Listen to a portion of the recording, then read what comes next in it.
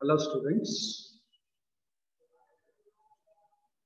welcome to the CET program conducted by Sarvodaya PU College, Tumkur.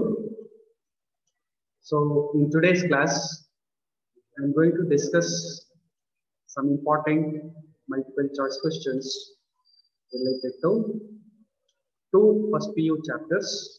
Both are related to inorganic chemistry. One is S block elements and another is P block elements. So first, let us start our discussion with S block elements. So we have already studied in theory that all the known elements, that is 118 elements, they are classified into periods, groups, and blocks. Classification of elements in modern periodic table.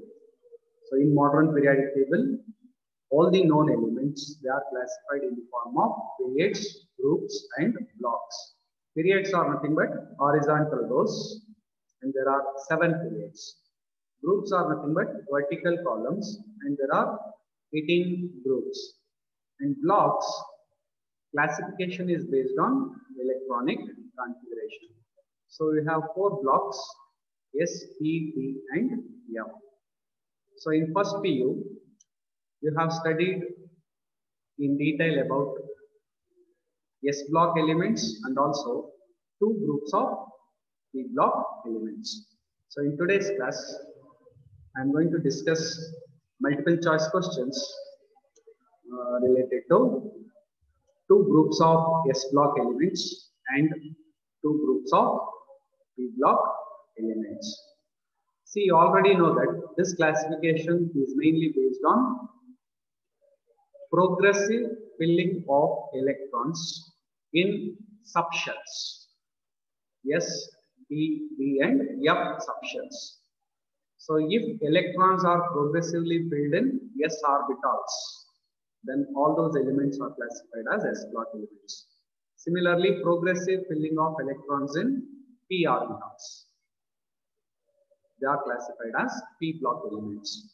Similarly, if electrons are progressively filled in D and F block, there is F orbitals, then they are classified as D block elements and F block elements.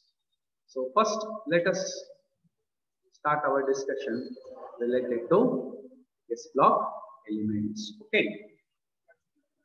So let us go to first question.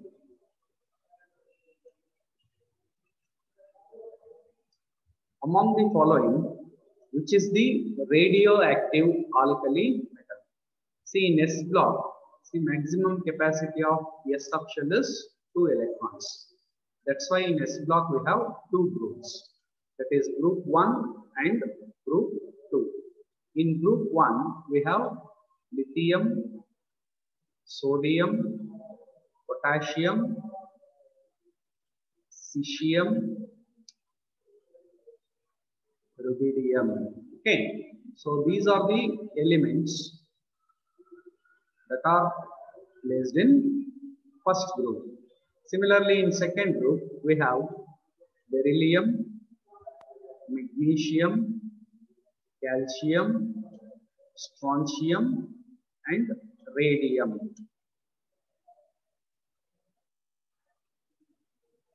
So in modern periodic table, some groups are called by special names. So in S block, both the groups are called by special names. Group 1 elements are called alkali metals. Group 2 elements are called alkaline earth metals.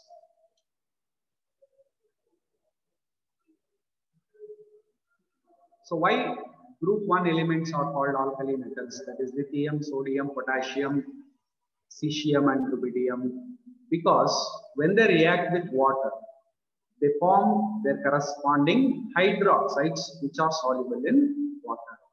So soluble hydroxides are called alkalis. Soluble hydroxides are called alkalis. So since they form strong alkalis with water, they are called alkali metals. Similarly, group 2 elements are called alkaline earth metals. Oxides of these elements are found in the earth's crust. Beryllium oxide, magnesium oxide, calcium oxide, strontium oxide. Then we have one more here, sorry, barium, and then last one is radium. Okay.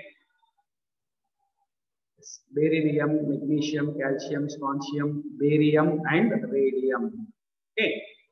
So beryllium oxide, magnesium oxide, calcium oxide, strontium oxide, barium oxide, they are found in the earth's crust, and when they react with water, they also form the respective hydroxides. That is why group 2 elements are called alkaline earth metals. Okay. See, in both group 1 and group 2, last elements, that is in group 1 rubidium and rubidium francium, sorry. Okay, one more is there. So francium is the last element in group 1 and radium is the last element in group 2. So francium and radium, they are radioactive metals. So in group 1, which is the radioactive alkali metal, francium. In group 2, which is the radioactive metal, it is radium. So among the following, which is the radioactive alkali metal? So radium, francium, lithium, and magnesium. So in group 1, radioactive alkali metal is francium. Suppose if question is asked in group 2, then it is radium. So remember, in both groups, it is last elements which are present, they are radioactive in nature. Okay. Next, second question. So among the following, which is the radioactive alkaline earth metal? As I already said, beryllium, magnesium, calcium, strontium, barium, and radium. These are group 2 elements which are also called as alkaline earth metals.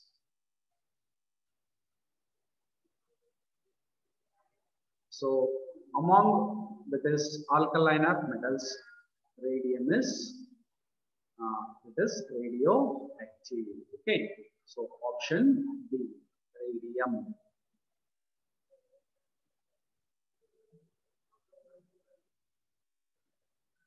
So which is the alkali metal known as strongest reducing agent in the solution? See, all alkali metals are strongest reducing agents. Alkali metals, they have NS1 configuration. Okay. So noble gas 4, NS1 configuration. So by losing one electron which is present in the outermost shell, they can attain the nearest noble gas configuration. For example, if you take M as alkali metal, so by losing one electron, it becomes monopositive ion, and as a result, can attain stable noble gas configuration. So all the metals, alkali metals, they are good reducing agents. But among alkali metals, which one is better reducing agent? So lithium, sodium, potassium, then cesium, rubidium, and francium. So among alkali metals, lithium is the strongest reducing agent. Okay. So reducing agent, it is related to tendency to lose electrons. And you have also studied that E naught value of Li plus to Li, redox couple. It is having, that is, highest negative value. So based on E naught value also, we can say that it is lithium is strongest reducing agent. Okay. So when coupled with standard hydrogen electrode, lithium redox couple shows maximum negative value. So higher the negative value, stronger is the reducing nature. Okay. If positive value is there, it is oxidizing nature. So if you take fluorine, it is the strongest oxidizing agent. Lithium is strongest reducing agent. So all alkali metals are reducing agents only. Among them, lithium is the strongest reducing agent in aqueous solution. Okay. So next question. Which species has greater polarizing power among the following? So here they have given alkali metal ions. So what is actually polarizing power?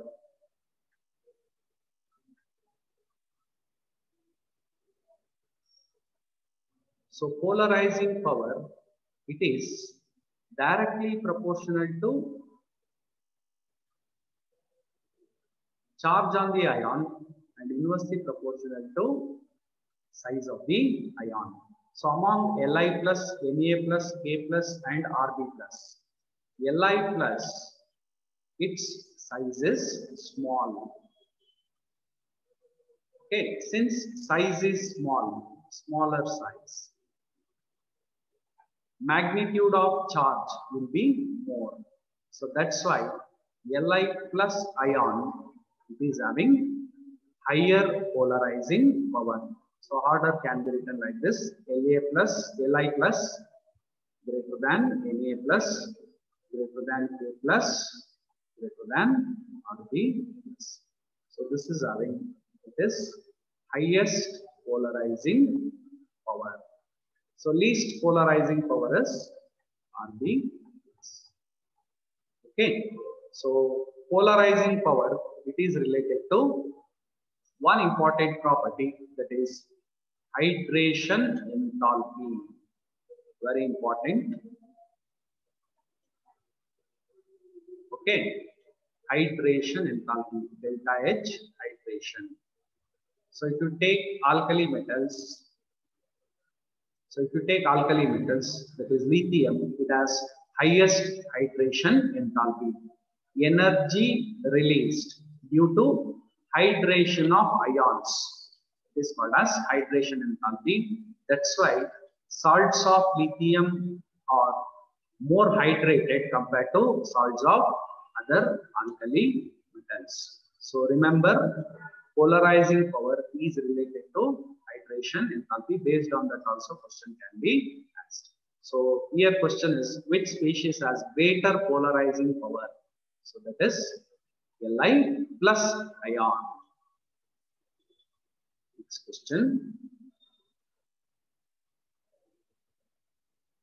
Name the alkali metal which form superoxides when heated in excess of air. See, generally alkali metals are highly reactive.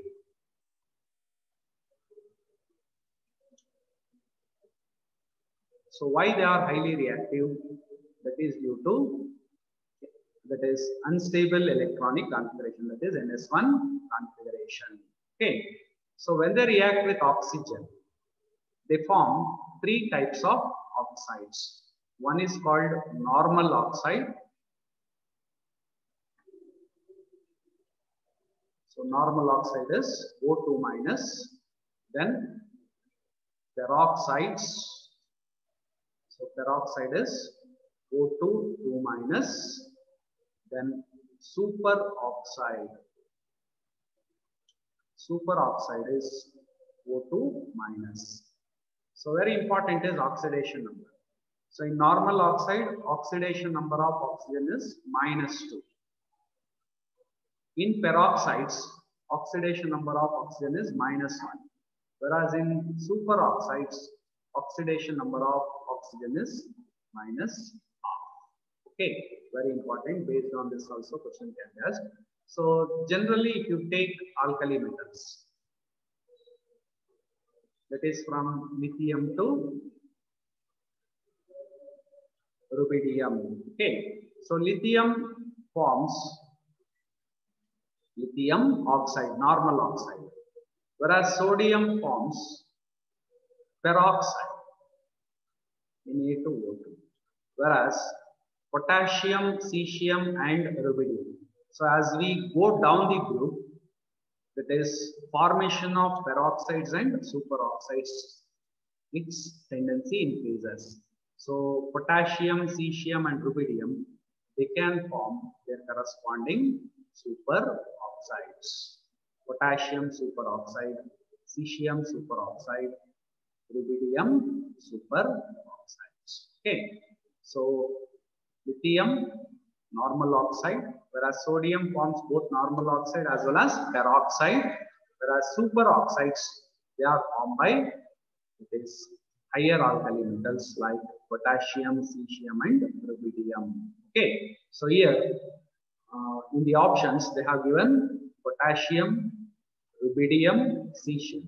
So all the three, they have the ability to form, it is superoxides. So answer is all the three. Okay, so very important. This also you remember, oxidation number. In normal oxide, oxidation number of oxygen is -2. In peroxide, oxidation number of oxygen is -1. In superoxides, oxidation number of oxygen is -half. So we move on to next question. Distinguish between beryllium sulfate and barium sulfate. Okay, so question is related to second group, that is alkaline earth metals. So beryllium, magnesium, calcium, strontium and barium. Okay, last one is radium, which is radioactive. So we know that first element of each group in S block and P block, it shows anomalous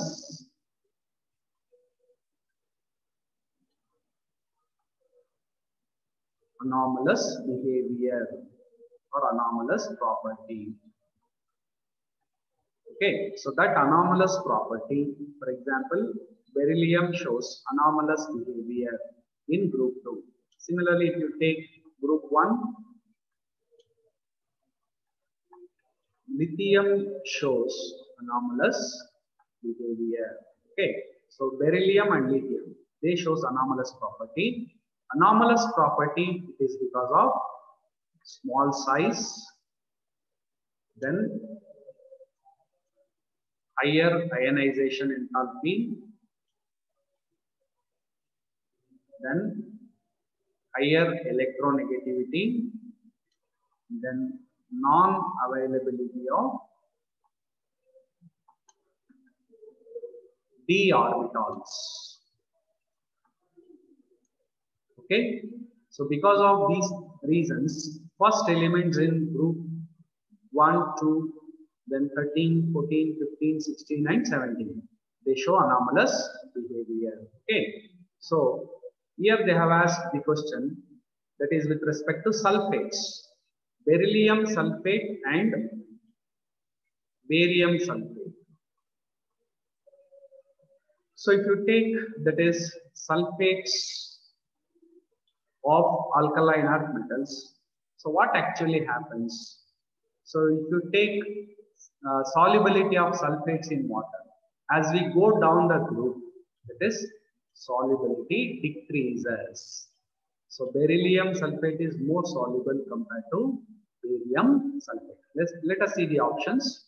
Beryllium sulfate is insoluble in water, while barium sulfate is soluble in water. This option is wrong. Beryllium sulfate is soluble in water, whereas barium sulfate is readily soluble in water. That is also wrong. Beryllium sulfate is soluble in water, whereas barium sulfate is insoluble in water. Okay, whereas option D, both are soluble in water. This is also wrong. So option C, beryllium sulfate is soluble in water, whereas barium sulfate is insoluble in water. Okay, so what is the reason for solubility of beryllium sulfate in water? That is, you can say anomalous behavior. Okay.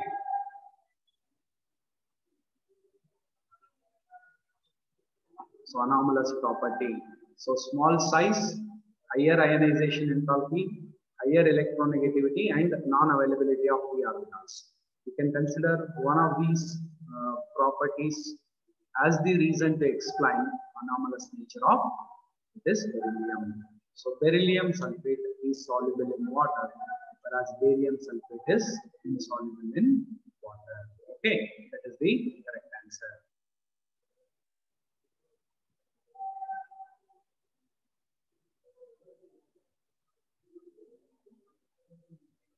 Alkaline earth metal hydroxide, which is amphoteric in nature. You know that that is hydroxides, which is amphoteric. See, generally, if you take hydroxide, when it reacts with water, hydroxide is nothing but base. When it reacts with an acid, it gives salt plus water, neutralization. Okay. Understand? Generally, that is hydroxides, they are bases. When they combine with acid, they give salt and water, neutralization reaction. But as I already said, that first element, it shows anomalous behavior. So if you take alkaline earth metal hydroxides, beryllium hydroxide, magnesium hydroxide, calcium hydroxide, strontium hydroxide, barium hydroxide.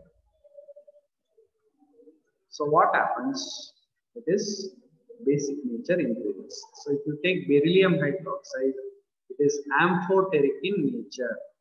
So what is the meaning of amphoteric nature? Amphoteric means it can combine with both, or it can behave like acid as well as base. So beryllium hydroxide can behave as acid as well as base.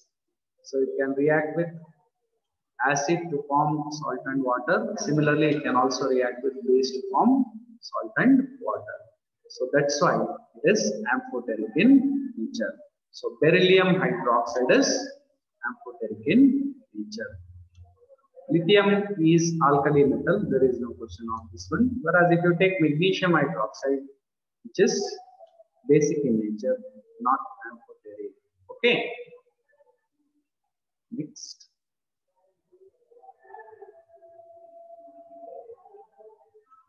The term quicklime refers to. So the question is related to compounds of calcium.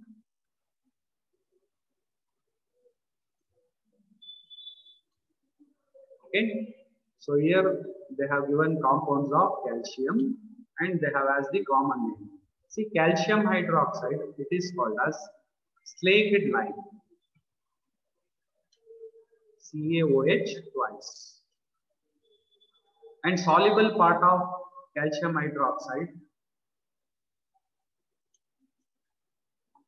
soluble part of CaOH twice is called as lime water. So slaked lime and lime water chemical composition is same. Calcium oxide, CaO, it is actually called as quicklime. So when calcium carbonate, that is limestone. So CaCO3, naturally occurring CaCO3 is called limestone. So when it is heated, it decomposes to give CaO plus CO2. So this is called as quicklime. So calcium oxide is called quicklime. Calcium carbonate is called as limestone. Calcium sulfate. So hydrated calcium sulfate. CaSO4 2H2O. It is called as gypsum.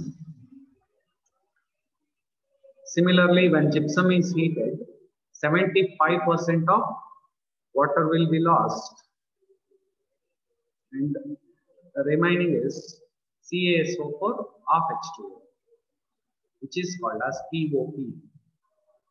And CaSO4, it is called as dead burnt plaster. Very important. So CaSO4 2H2O is called gypsum. CaSO4 half H2O is called plaster of Paris, POP. And CaSO4 anhydrous calcium sulfate is called dead burnt plaster. So remember, quicklime is calcium oxide. Okay.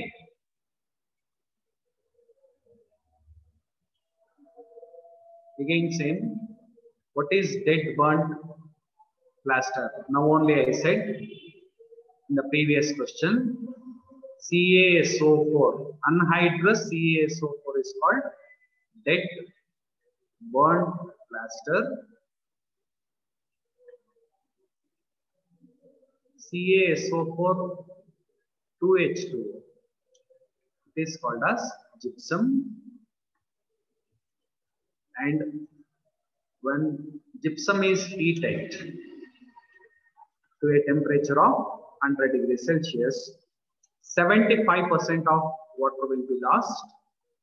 So we get CaSO4 half H2O plus 1.5 H2O.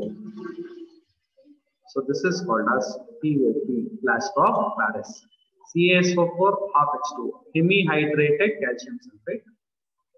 Hemi-hydrated CaSO4, chemical name. Important question can be asked. Or sometimes the formula of POP can also be written like this: 2 CaSO4 H2O. Because of H2O cannot exist, so one molecule is associated with half molecule of water. So 2 molecules of CaSO4 will be associated with 1 molecule of water. So both are same. There is no difference. So you can remember that is any chemical composition for this POP. So here dead burnt plaster is anhydrous calcium sulfate. Okay.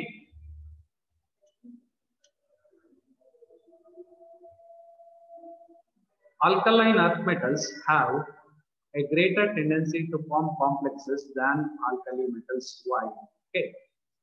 See, generally D and F block elements, they have the higher tendency to form complex compounds. In addition to this, S and P block elements, they can also form complex compounds.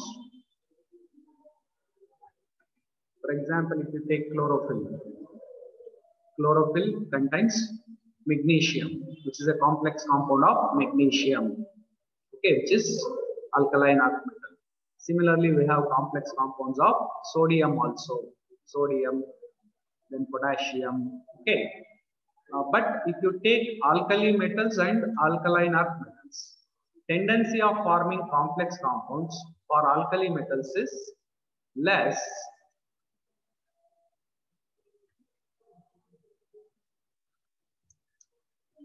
compared to alkaline earth metals. So what may be the reason for this? See, normally complex compounds are formed when ligands approach with a central metal atom or ion. Okay, and this central metal atom or ion, it should possess empty orbitals. empty orbitals to accept pair of electrons that are donated by ligands. So if there is availability of empty orbitals to accept pair of electrons, then they can form complex compounds easily. Okay. So here what may be the reason? So one is empty orbitals and second is size of ion. That is also important factor. So if question is as why D and F block elements they form complex compounds very easily. One is size of ion is less, smaller the size of ion and empty orbitals. Both factors play an important role. Okay. So if you take alkali metals and alkaline earth metals, alkali metals group 1, alkaline earth metals group 2. So as we move across the period, what happens to the size? Size decreases. So alkali metals, they are larger in size compared to alkaline earth metals. These are smaller in size, that is larger in size, and these are smaller in size. Okay. So due to smaller size of alkaline earth metals, that is the tendency to form complex compounds will be more. So let us see the option. Alkaline earth metals have small size, greater nuclear charge, large size, greater nuclear charge, small size and smaller nuclear charge, none of these. So if you take the first option, alkaline earth metals have smaller size and greater nuclear charge. Atomic number will be higher compared to alkali metals. So small size and greater nuclear charge, it helps in the formation of more number of complex compounds by alkaline earth metals compared to alkali metals. Okay. Next question. So this is very important question. Name two metals of group 2 which do not impart any characteristic color to the flame. Very important. I think in lab classes, while doing inorganic soil analysis, we have come across this test. Okay. See, generally alkali metals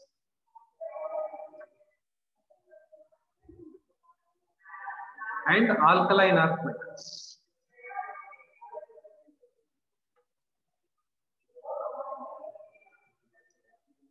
the salts of alkali metals and alkaline earth metals, they can be easily identified by flame test.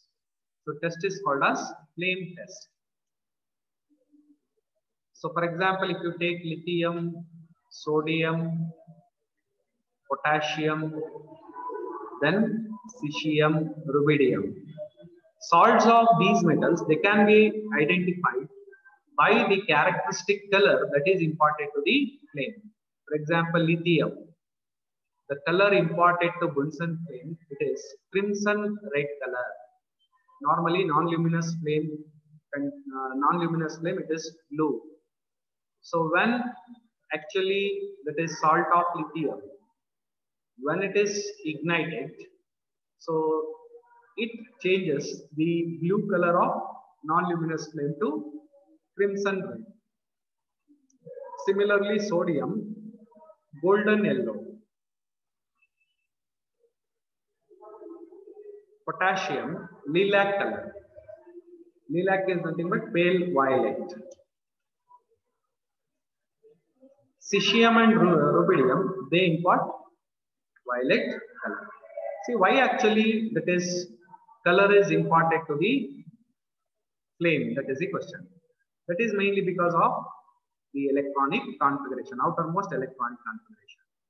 So alkali metals, they have NS1 configuration. So when that is salt of alkali metal, when it is held to that is Bunsen flame, so electron which is present in the outermost shell, it will be get excited.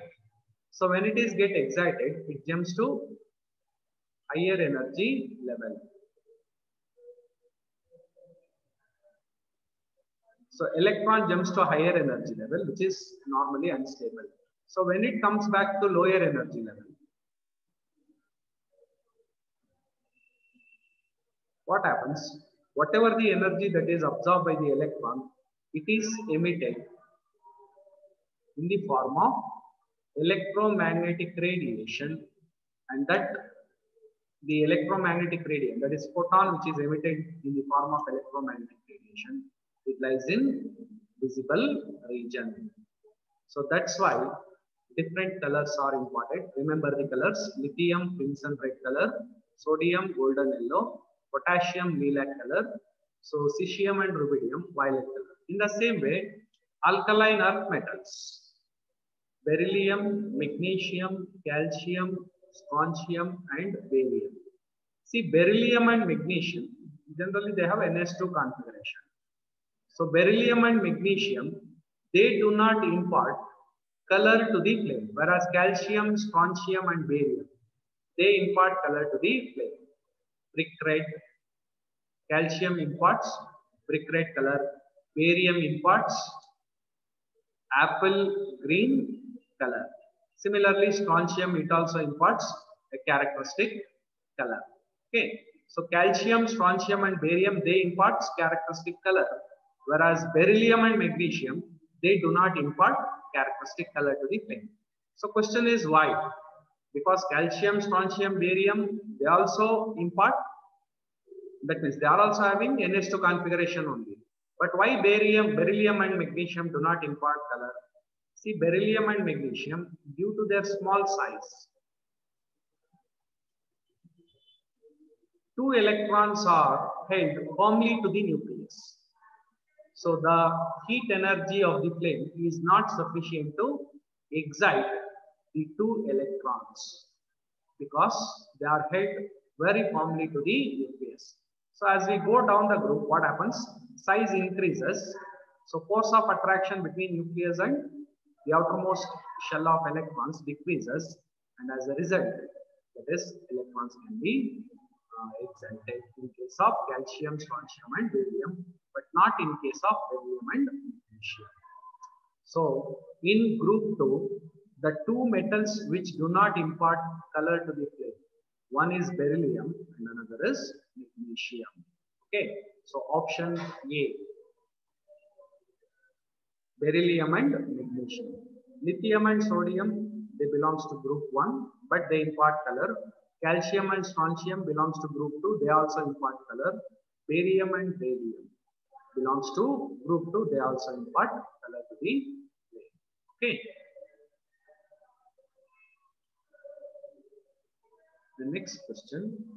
Sodium is not present in +2 oxidation state because of its larger ionic radius, high first ionization enthalpy, high second ionization enthalpy, high first electron gain enthalpy. See, sodium is having configuration 3s1, outermost configuration.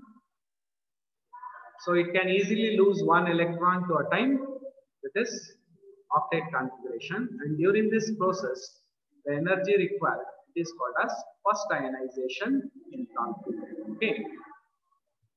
So first ionization enthalpy of sodium will be very small. That is in +1 oxidation state. So second ionization enthalpy means 1 electron has to be removed from Na+. See here, electronic configuration is 1s2, 2s2, 2p6. So 2s2, 2p6, that is the electronic configuration of Na+. This is octet configuration. So it is very difficult, or you require very high amount of energy to remove an electron from Na+ ion due to stable configuration. So ionization enthalpy, second ionization enthalpy will be very high. So since it requires more amount of energy, sodium cannot exist in +2 state. So it can exist. Compounds of sodium, their oxidation state is only +1, because 3s1 is unstable configuration. Easily it can lose its electron. So +2 oxidation state, not only for sodium, for all alkali metals. Not possible. They exhibit only one oxidation state, that is +1. That is mainly because of NS1 configuration, which is unstable. Okay, so answer is due to high second ionization enthalpy, sodium cannot exhibit +2 oxidation state. Okay, so move on to the next question.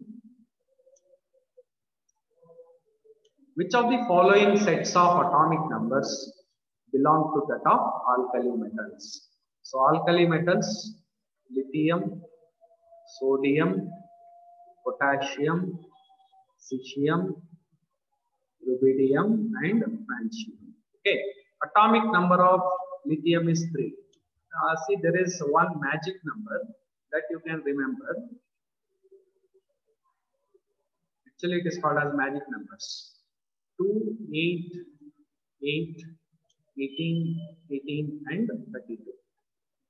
So if you know the atomic number of the first element in a group, by adding these numbers, you can get the atomic numbers of other elements.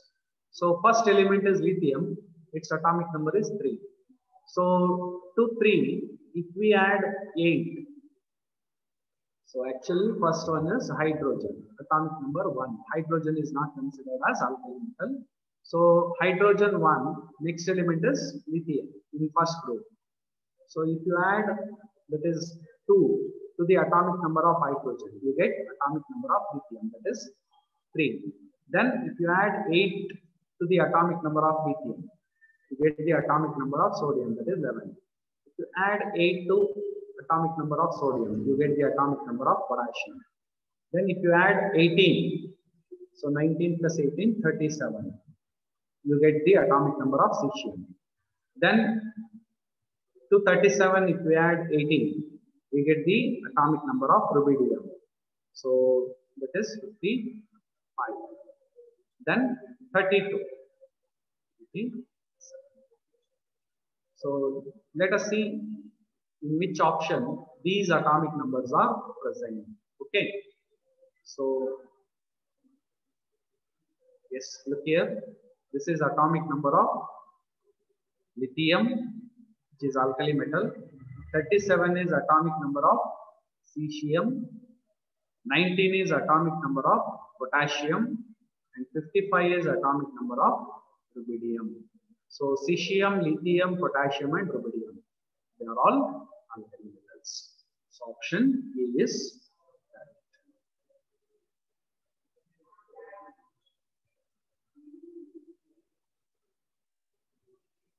Then, which of the following exists as polymeric chains in solid state? So you know that some substances, their molecules, they are present in the form of chains. For example, if single molecule is existing, then we call it as monomer. Suppose if two molecules are present together, then we call that as dimer. Similarly, if three molecules are present together, then we call that as trimer. So more than 3, if they are joined, then we call that as polymer. So which of the following exists as polymeric chains in solid state? Yes. See, all these are chlorides of alkaline earth metals. Beryllium chloride, magnesium chloride, then strontium chloride, barium chloride. So as we go down the group, what happens? The existence of polymeric chain does not happen. So beryllium chloride, like this, BeCl2. This is the structure of beryllium chloride. So like this, it can exist in solid state.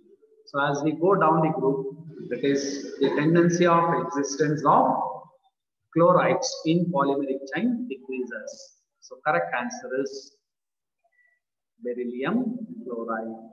So it exists as a polymeric chain in solid state. Okay. So answer is BeCl2.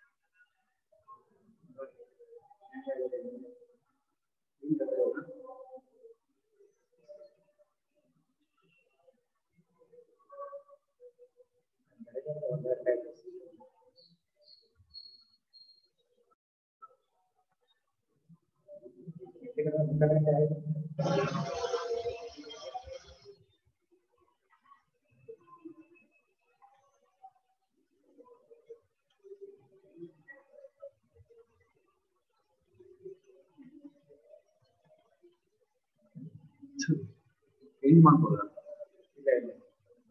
ಈಗ continue ಮಾಡ್ಬೋದು.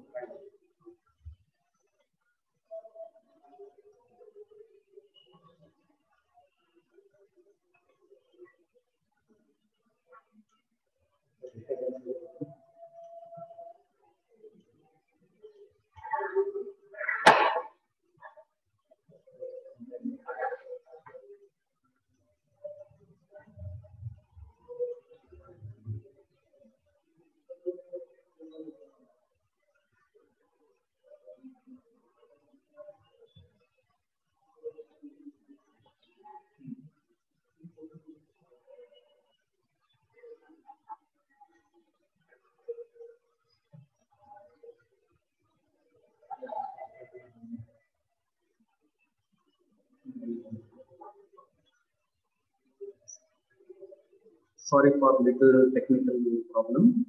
So we'll move on to next question.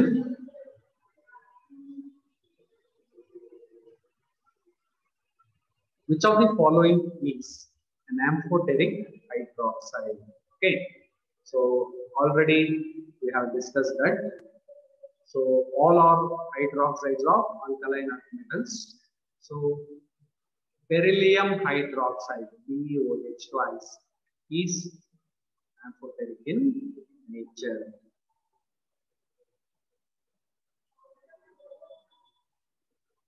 Okay, so as we go down the group, what happens? Basic nature increases. Basic nature increases as we go down the group. So correct answer is beryllium hydroxide. Okay.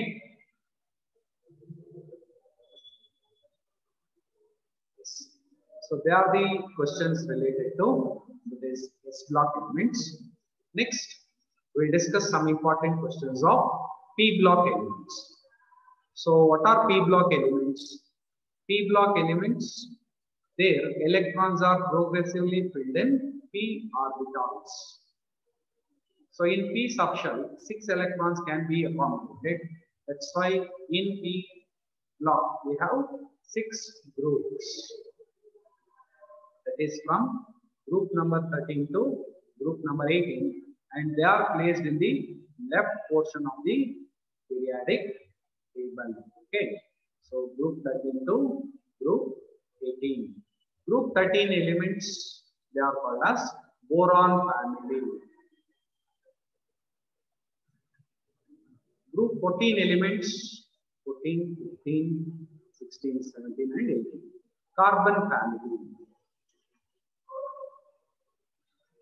Group 15 elements, nitrogen family. Then group 16, oxygen family or chalcogens. Group 17, halogens. And group 18, noble gases. Okay, so general configuration of P block elements, it is NS2, NP 1 to 6. For group 13, it is NS2, NP1. Group 14, NS2, NP2. 15, NS2, NP3. 16, NS2, NP4. Then 17, NS2, NP5. And 18, NS2, NP6. Okay. So these are few important points you can remember for P block elements. So in first year, only that is group 13 and group 14, that is those groups are kept, and we are going to discuss questions related to boron family and carbon family. In second year, P block elements, that is we are going to learn in detail about the other groups of P block elements. Okay, so now let us start the discussion related to P block elements. So first question, group 13 elements show +1 and +3 oxidation states. Relative stability of +3 oxidation state may be given as. See in group 13, which are the elements that are present? First element is boron. Second element is aluminium. Third element is gallium. Then fourth element is indium. Then last element is thallium. Okay. And what is the configuration, general configuration of group 13? NS2, NP1. Okay. So +1 oxidation state, it is because of participation of NP1 electrons. +3 oxidation state, it is because of participation of NS2, NP1 electrons. Okay. So if you start from boron to thallium, what happens? Relative stability of +3 oxidation state decreases due to a phenomenon called inert pair effect. So as we go down the group, what happens? NS2 electrons, they do not participate in reaction. They remain inert. Only NP1 electron participate. That's why as we go down group, relative stability of +1 oxidation state increases, +3 oxidation state decreases. Okay. So here they have asked relative stability of +3 oxidation state. So relative stability of +3 oxidation state decreases as we go down the group due to inert pair effect. So what is the correct option here? Okay. Yes. See here. Boron can exist in +3 oxidation state. Aluminium can exist in +3 oxidation state. Actually, boron and aluminium, they do not show +1 oxidation state at all. So compounds of boron and aluminium, they exhibit +3 oxidation state. Whereas gallium, indium and thallium, they can exhibit both +1 and +3 oxidation state. So next is Ga3+, then In3+, then Cl. Okay, so this is the correct order. So relative oxidation state, that is +3 oxidation state, it is in the order that is same as option B. Okay. So this is the point you have to remember. So very important is, yes, one exception is there. So this is the order you have to follow. But +3 oxidation state for aluminium is more stable compared to boron.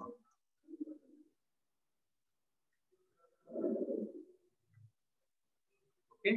So that exception you have to consider, not option B. So it is option B. So aluminium and boron. Aluminium exhibits only one oxidation state, that is +3. So that's why compared to boron, stability of +3 oxidation state for aluminium is more. So it is option B. But in general, that is tendency of +3 oxidation states as we go down the group decreases. Exception is aluminium and boron. So this is what I have to look for. Otherwise, if this option is not given, option B becomes done. But when they give, then boron. Okay. Next, second question. The decreasing order of power of boron halides to act as Lewis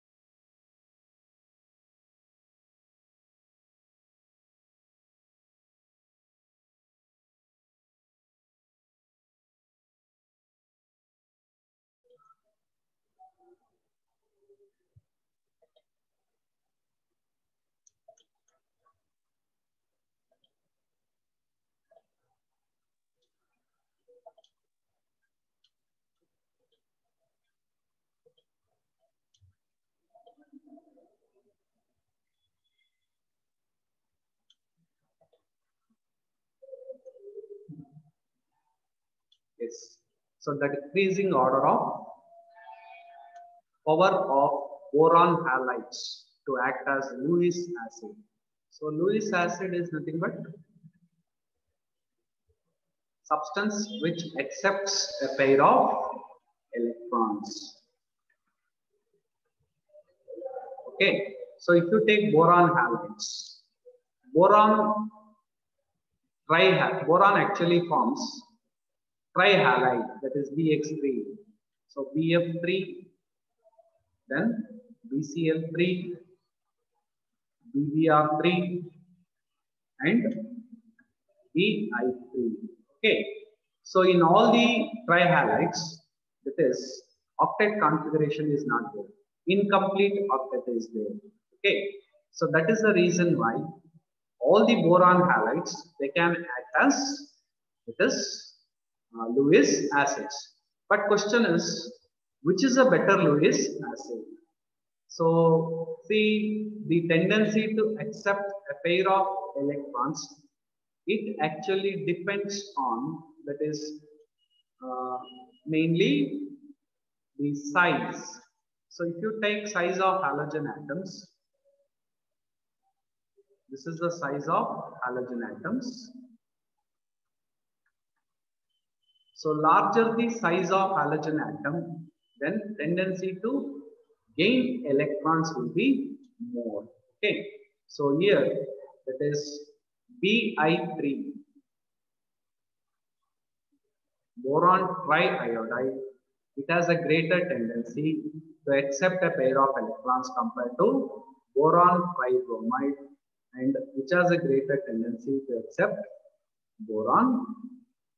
a pair of electrons than boron trichloride, and last is BF3. Okay, so which is the correct option here? So correct option is yes. So iodine is not given. Just see this option, option B. So BBr3, boron tribromide. It has a tendency to accept a pair of electrons more easily compared to BCl3 and then BF3. So the correct order, the power of boron halides to act as Lewis acids is Option B.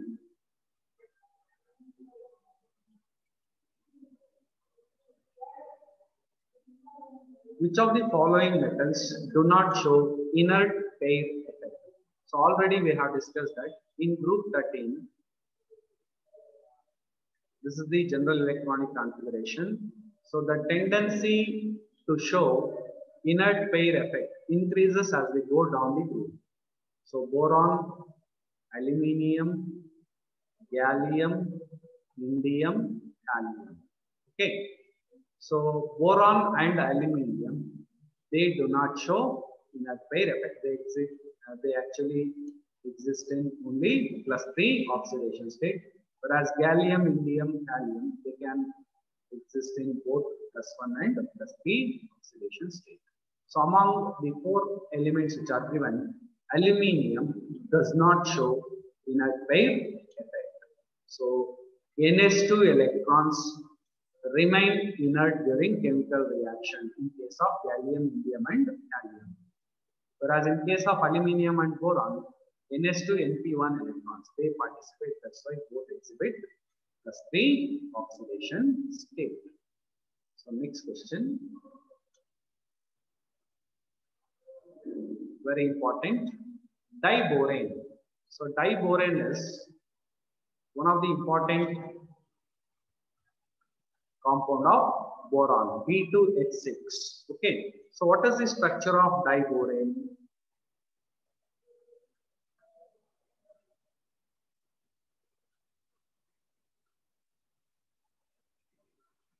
So this is the structure of diborane. So 4 terminal hydrogen atoms and then 2 hydrogen atoms. They are bridge. They act as bridge between 2 boron atoms. They are called as bridged hydrogen atoms. These are bridged hydrogen atoms and these are terminal hydrogen atoms. Okay. So this is one pair of electron. This is one pair of electron. Okay.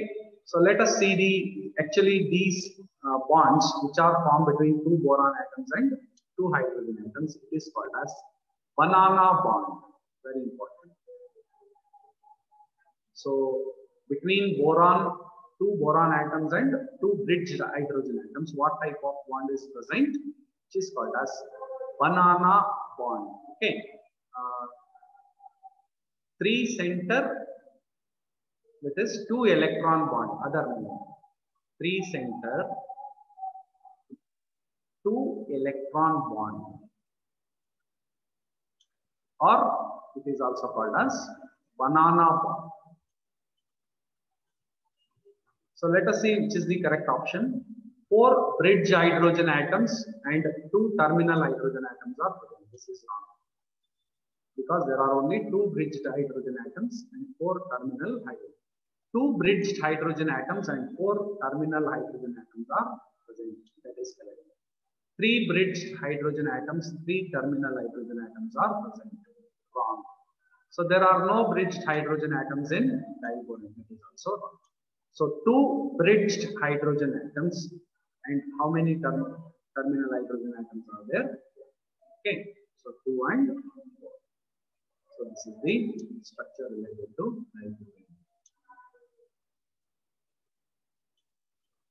Borax bead test is responded by. See, borax bead test. It is actually sodium or in general metaborates.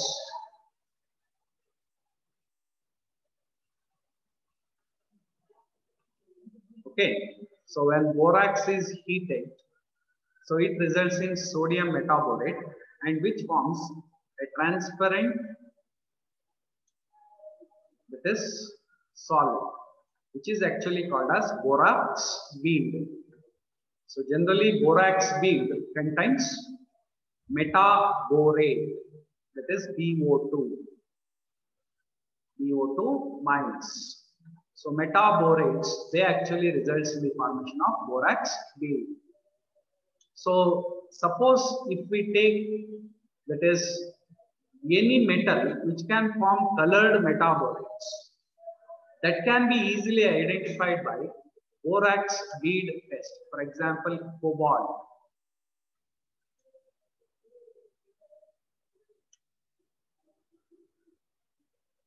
So cobalt borate, it actually imparts blue color. See, generally transition metals,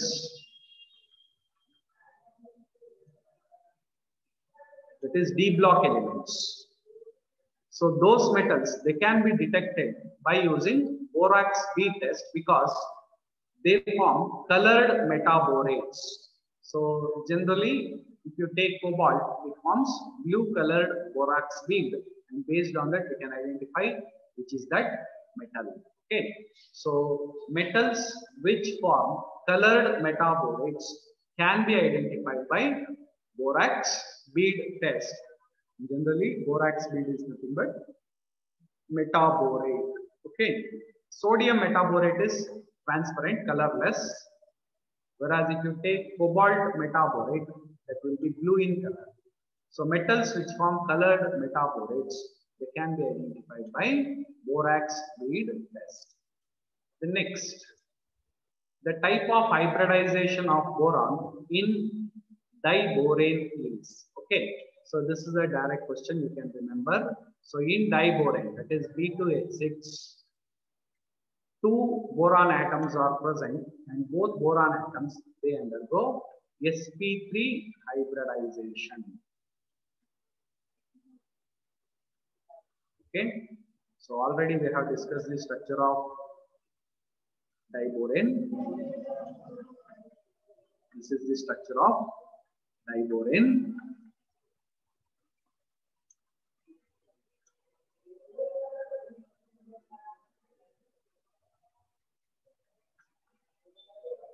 So each boron atom here undergoes sp3 hybridization. So both boron atoms in diborane are sp3 hybridized boron atoms. Okay, so answer is sp3 hybridization.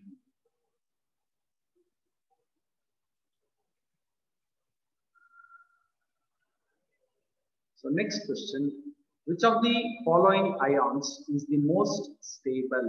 Okay, so they have given group 14. So in group 14, we have carbon, silicon, germanium, tin, lead. Okay, and what is the configuration of group 14 general configuration? NS2, NP2. So they exhibit both +2 and +4. It is oxidation states. But as we go down the group, what happens? That is tendency of +4 oxidation state will be less, whereas tendency of +2 oxidation state will be more due to inert pair effect. Carbon and silicon, they exhibit only +4 oxidation state, whereas germanium, tin and lead, they can exhibit both +4 oxidation state as well as +2 oxidation state. But tendency to exist in +2 oxidation state will be more compared to +4 oxidation state. That is due to inert pair effect. Okay. So which ion will be most stable? That is Pb2+. So among Ge2+, Sn2+, Si2+ does not exist at all. So if you take these three ions, that is Pb2+ is more stable, most stable compared to other two ions, that is due to inert pair effect. NS2 electrons does not participate in chemical reaction, only NP2 electrons participate, and that phenomenon is called as inert pair effect. Okay, so correct answer is Pb2+. So the tendency of group 14 elements to show +2 oxidation state increases in the order. So increases means, so that is, we should start from least. So Carbon, it has lesser tendency than silicon, than germanium, than tin, than lead. Okay, or in reverse order also we can write Tb has more tendency to exist in +2 oxidation state than tin, than germanium, than silicon, than carbon. Okay, so both are correct. And here option B. That is because of again the same reason, inert pair effect. Okay, move on to the next question.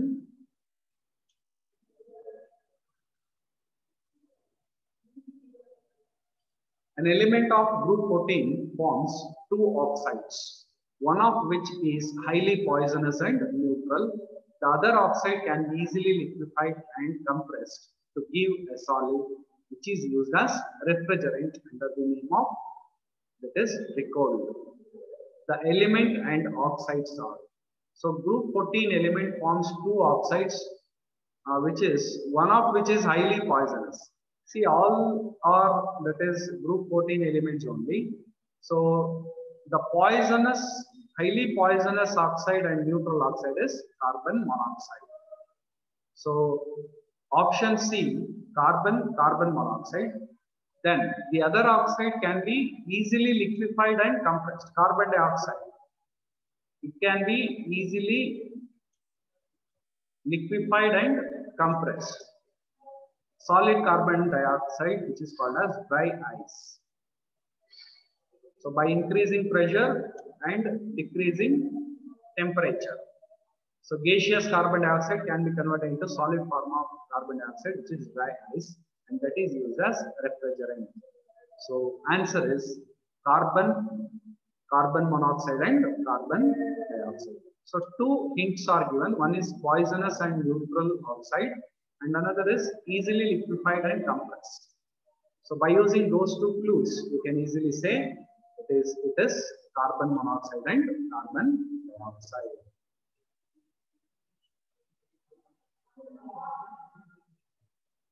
The members of group 14 form tetrahalides of type MX4. Okay, so which of the following halides cannot be readily hydrolyzed by water? See, if you take H2O,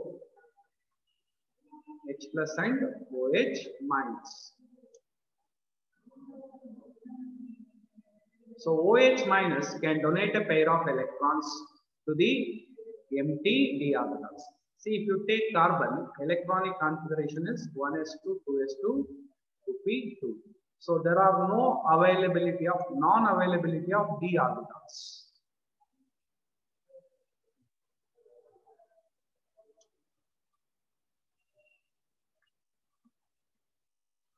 Whereas silicon, germanium and tin, there is availability of d orbitals.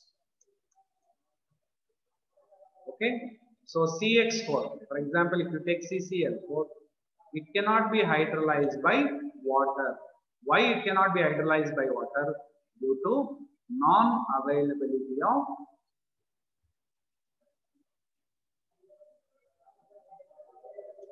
d orbitals. So carbon shows anomalous behavior. That is, it shows different behavior compared to other elements present in the same group. So one of the reason is non-availability, and this reaction is one example for anomalous behavior. It is reaction with water. Silicon, germanium and tin, they can undergo hydrolysis easily with water, whereas carbon tetrahalide cannot undergo hydrolysis because of the non-availability of D. OH minus ion can donate a pair of electrons. So to receive that pair of electrons, there is no availability of empty d orbitals in carbon because of its electronic configuration. So 2s2p. So there will be no availability of 2d. Whereas if you take silicon 3s2, 3p2, and there will be availability of empty 3d orbitals. Similarly, germanium and tin. So there will be availability of d orbitals, but not for carbon. That is the reason. So next question. Glass and cement are two important examples of Man-made silicates. Okay, see glass. It is a silicate of sodium and calcium. So it is a mixture of sodium silicate and calcium silicate with silica. Similarly, cement. Cement is prepared from clay and limestone. Glass is prepared from soda ash, limestone, and silica, sand. So these are the raw materials used for preparation of glass. That's why that is glass after its manufacture contains silicates of sodium and calcium. So cement is prepared by heating clay and limestone. Okay. So cement is that is calcium silicate and aluminium silicate.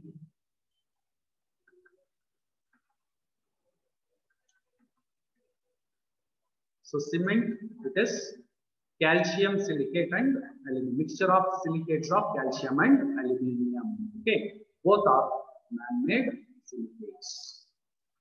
Silicones, they are polymers of silicon. Zeolite is sodium aluminium silicate. Organic polymers are different. Polythene, then many other polymers are there. Silicon is inorganic polymer.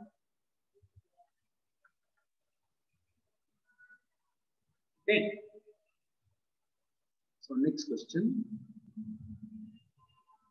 Match column 1 with column 2 and mark the appropriate choice. Yes. So used as lubricant. So lubricant is graphite. Oxide with three-dimensional structure. It is SiO2, silica. Used in solar cells, silicones. So it is used in solar cells. Then anhydride of carbonic acid. Carbonic acid is H2CO3. Okay. When CO2 combines with H2O, it forms H2CO3. So this is called as carbonic acid. Anhydride means without water. So without water, it is CO2, carbon dioxide. Okay. So A is 2 in the option where you can see, yes, option D. So A is 2, B is 3, that is silica, C is 4, silicones, and D is 1, carbon dioxide. Okay. So this is the correct answer.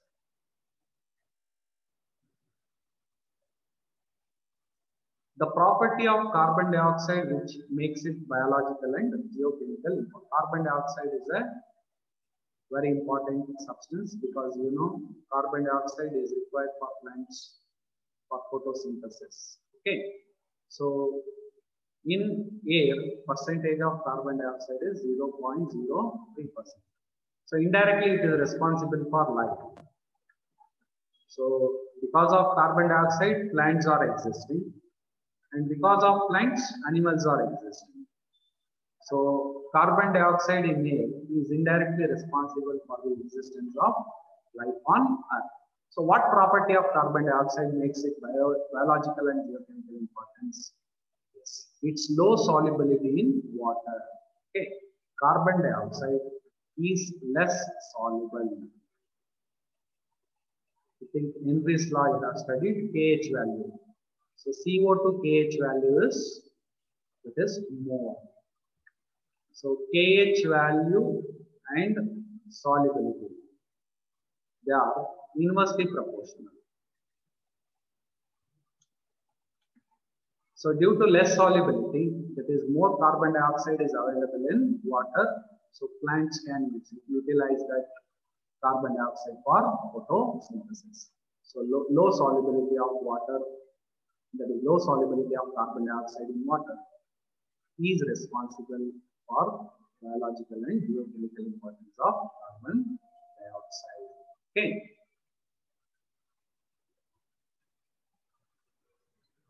So what happens when silicon is heated with methyl chloride? So silicon is Si, methyl chloride, NeCl. Okay, in the presence of copper catalyst at 573, see generally we get methyl substituted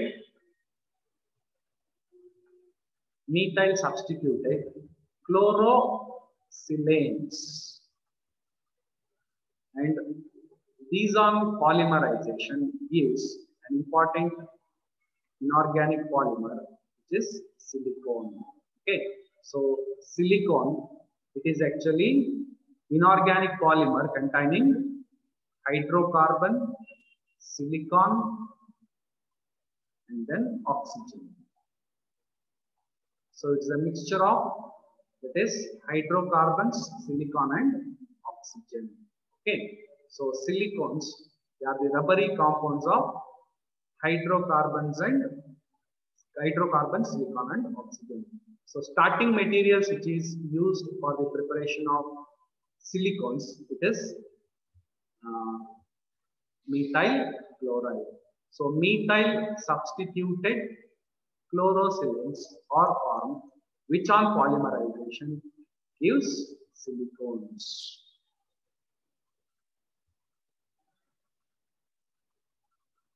So the first ionization enthalpy of the following elements in the order.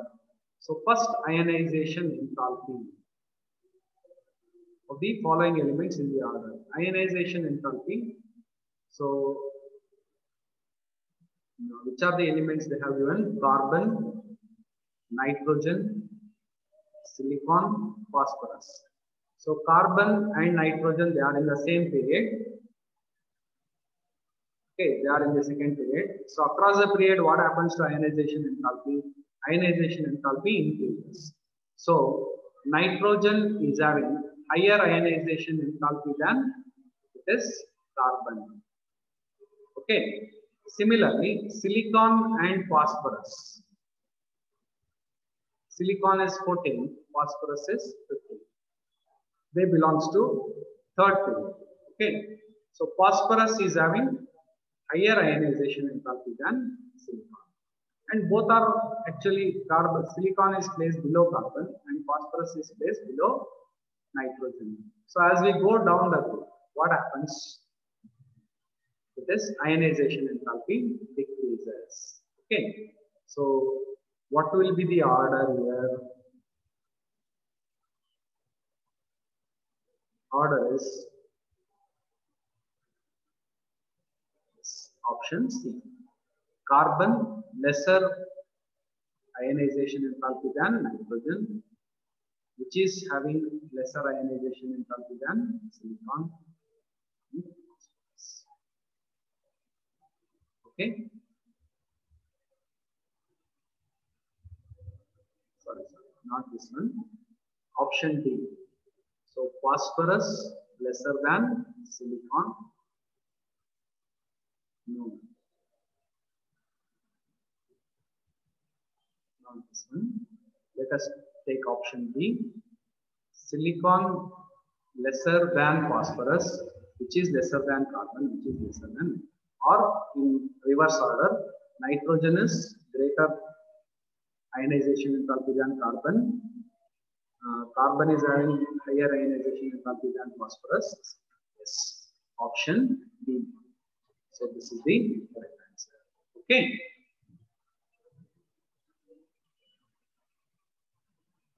In the reaction, BOH thrice, or we can write that as F3BO3 plus 2H2O forms BOH 4 times minus plus 2O plus. Okay, so BOH3 functions as, so Bronsted acid means it should readily donate H plus, whereas HBO3 it does not act as, it is Bronsted acid. Protonic acid, again same, so it should donate H plus ion. Lewis acid, So H3BO3, it can accept a pair of electrons.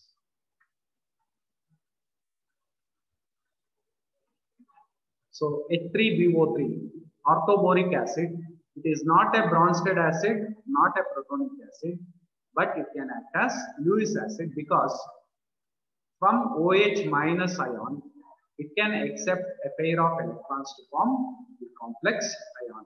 That's why it is a Lewis acid and it is not a Lewis acid. See, even though it is containing hydrogen, it is not a Bronsted acid or protonic acid because hydrogen atoms, they are directly linked to boron and they cannot be replaced. Okay, so that is the reason why it is not a Bronsted acid or protonic acid, but it can accept a pair of electrons because it is around boron, there will be shortage of electron and one pair of electron can be accepted by OH minus ion. That's why it can act as Lewis acid.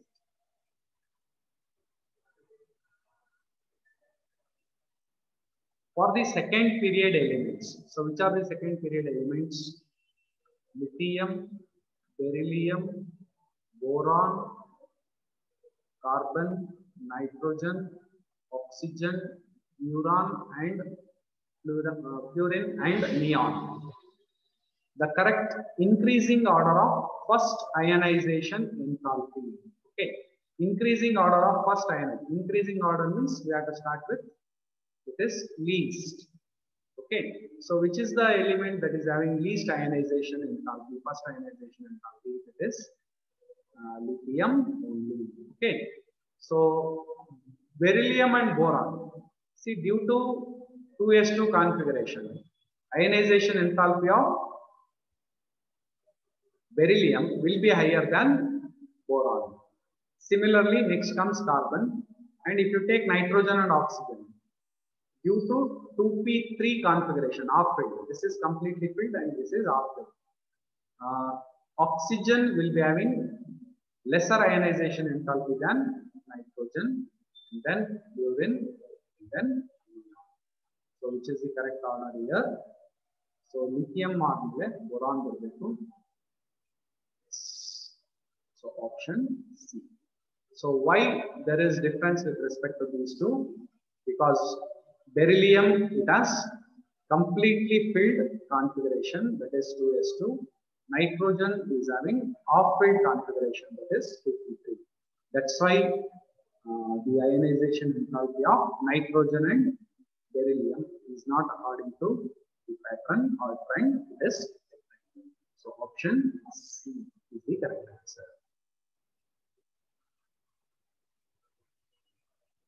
So 4D, 5P, 5F and 4D, 5P, 5F and 6P. Decreasing order of energy. So in order to calculate energy, use N plus L rule.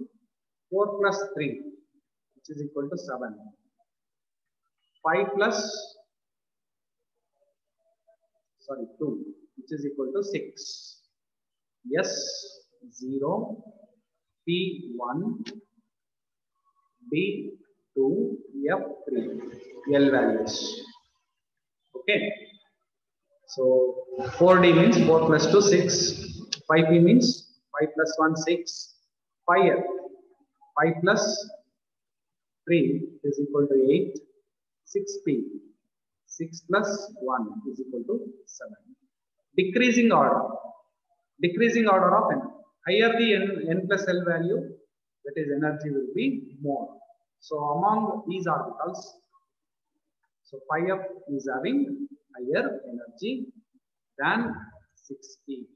And among the orbitals which are having same N plus L value, both 4D and 5P, they have N plus L value 6. In such case, you have to consider principal quantum number value. Smaller, that is lower the principal quantum number value, that is N value, energy will be less, it is lower. So among 4D and 5P, so 5P is having higher energy than 4D. Okay, so this is the correct order. So 5F, 6P, 4D. Sorry, this one. 5F, 6P, 5P, and 4. Option. Okay.